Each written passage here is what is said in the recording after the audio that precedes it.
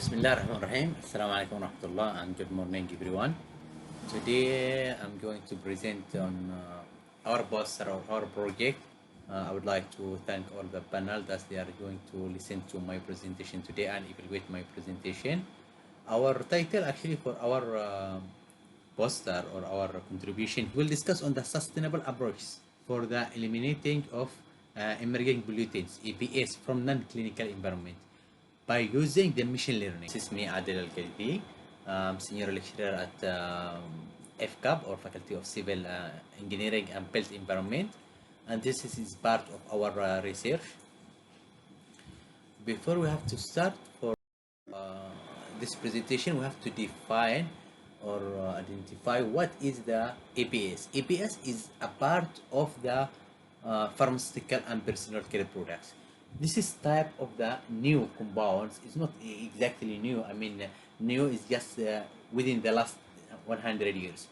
So it's including all the materials that we use, personal care product, pharmaceuticals. Some reference, they said this is also part of the xenobiotics. Some they said this is what we mean here is a persistent organic compound that's discharged to the environment.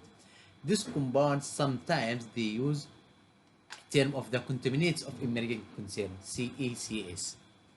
The main issue with this type of the compound is we don't know the degradation pathway for this compound and the reaction. Yes, we use the antibiotics, we use the personal care products without any effect on our health. But after discharge to the environment, we cannot follow the fate or the reaction between those compounds when they combine together in one source. There is so many of the environmental reaction because of the sunlight, because of the temperature, because of the pH, because of so many of the elements inside. They can help to make some of reaction.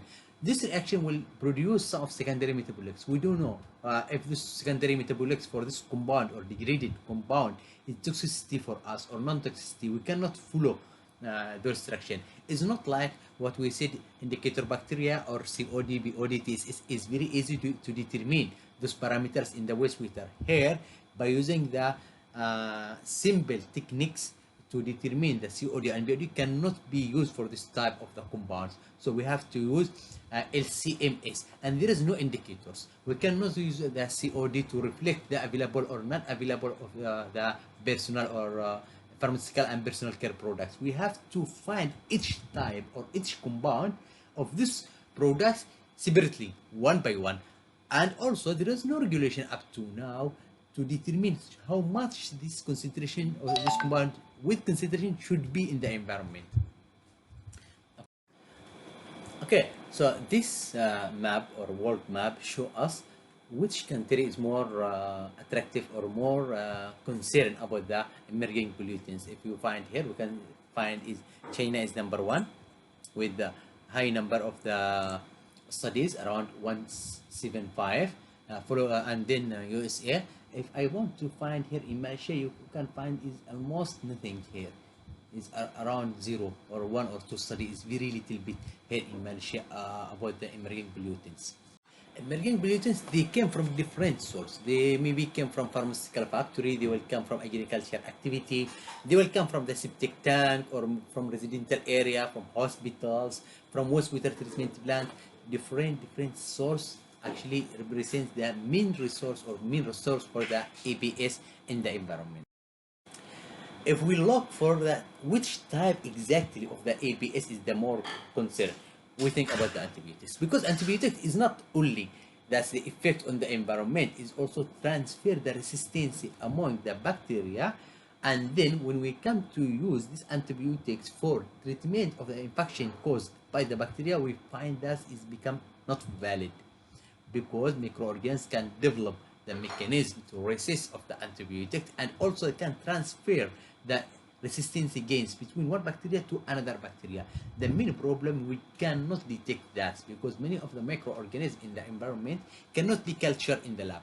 So those microorganisms cannot be cultured and they have the resistance gain to be transferred from one bacteria to another bacteria. When we come to see many of the antibiotics now is become not effective. Some of the countries they make regulation to using of the antibiotics, like Malaysia, we still in the generation 2 or generation 3, and some of the countries actually they didn't have any regulation that they use antibiotics randomly. By all the way, we can say that main issue with the antibiotics, number one, is very difficult to be degraded in the environment. Even if this compound degraded in the environment, we don't know what is the secondary metabolics, and if those secondary metabolics have toxicity or not. But what we know about the emerging pollutants in general, those compound can change the gender among the fish, male to female or female to male, as determined by the studies. In the human, it's still no more studies. In Malaysia, only 3 university, UKM, UBM, and they started to make procedure, or what I mean process or experimental role to determine the concentration of the emerging pollutants, but not the antibiotics. Still, antibiotics here in Malaysia is still very new, and no more studies on this topic, because the facilities is difficult. It need advanced technologies to determine the concentration in the environment. In our work, actually, what we did, we prepare adsorbent or adsorbent, and also photocatalyst. This photocatalyst, it was the zinc nanoparticles. We prepare the zinc nanoparticles from the green matter of the orange peel extract. So we use the orange peel is agricultural waste. So we want to change the waste to where? To products, to valid products. And then we prepare the nanoparticles inside this waste. So by this way, we find a source to produce nanoparticles without need to use the physical or chemical process to synthesize of the nanoparticles. After we prepare, we find the concentration here, the morphological, by using the SAM. And then we use to make the degradation. This is the shape of the nanoparticles we find. Is the around 85, and the minimum is 69, and there is also more small. Those nanoparticles can absorb the sunlight and make degradation by photocatalysis for the amoxicillin. The idea for us, it was to using the machine learning, because machine learning will give us more imaging for the large scale. We want to study the behavior of the antibiotics in the large scale. In the laboratory, it will be easy to control. We can do optimization as we do here in this experiment, but we use the machine learning because machine learning will give us all the probabilities for the behavior of the antibiotics, how these antibiotics will respond for the factors like pH, like temperature, like time, like concentration of the antibiotics, like also concentration of the nanoparticles. We make simulation. So we have training, we have validation, and we have test. We find by training is okay, 0.95 means 95% of training it was okay, 94 for the validation, for the test is so 94. So in general it was 95%. That means machine learning gives us very good idea to how these antibiotics will be degraded in the large scale. We make the optimization also by using the MATLAB, by using the artificial neural network and adaptive. Okay, as you can see here, ANFIS, and we find that there is some of responses. We can see here the output, the degradation can reach 260%. Yeah, I know in the laboratory cannot go to 160 or more 100% of the degradation. This is machine learning can give us more expected. Okay, because they also calculate if the concentration of the of the antibiotics is high, if the concentration of the nanoparticles is high, how the possibility for the bigger.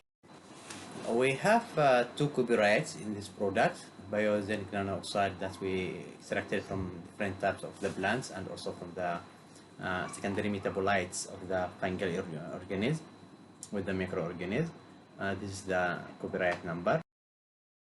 We have many of publication on the cephaloxime and the antibiotics in general removal by using our products on nanoparticles, and also some of the dyes, some of the inactivation for the fungal spores by using same nanoparticles that we are working on, and also some of the dyes.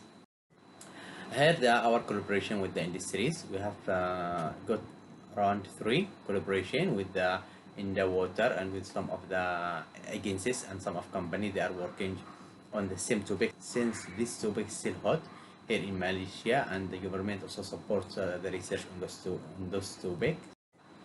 This is also with one of the supplier that he can make promotion for us for our product.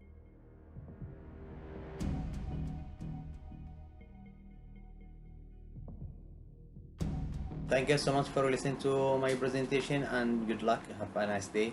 Thank you.